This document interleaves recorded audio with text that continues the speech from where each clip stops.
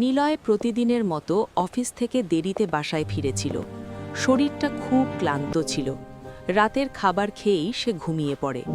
বাইরে তখন নিস্তব্ধ অন্ধকার, বাতাসও যেন থেমে গেছে।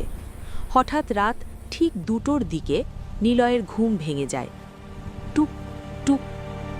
জানালার দিক থেকে একটা অদ্ভুত শব্দ আসছে।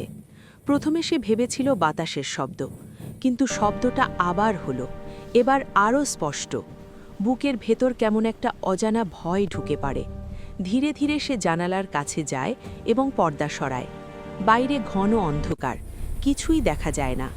হঠাৎ জানালার নিচে একটা ছায়ামূর্তি নড়ে ওঠে, মানুষটার মতো, কিন্তু শরীরটা অস্বাভাবিক লম্বা, মুখটা অন্ধকারে ঢাকা।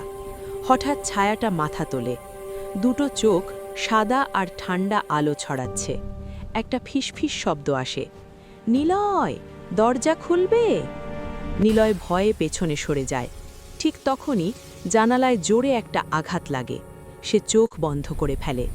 কিছুক্ষণ পর সব চুপ। সকালে উঠে দেখে জানালার কাছে লম্বা ভেজা আঙুলের ছাপ। সেদিন সে জানতে পারে এই বাড়িতে রাত 2টার পর জানালায় কেউ আসে, কিন্তু কখনো ভেতরে ঢোকে না।